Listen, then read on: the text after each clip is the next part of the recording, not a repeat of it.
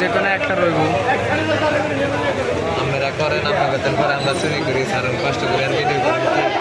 Edit মেডিট করবেন coffee পেটি না হয় ভাই কোনো টাকা টাকা থাকবে না এডিট টেডিট করবেন সব আমরা দেখবেন আমরা কষ্ট করে মানুষরা ফল খাইতেন বাইরে ডাউনলোডের অপশন বন্ধ করে দিব। আমি সব কিছু বন্ধ করে দিই ইয়ে করে নামান দেবো ভিডিও কপি করি এবার গুগলের তো নামান দা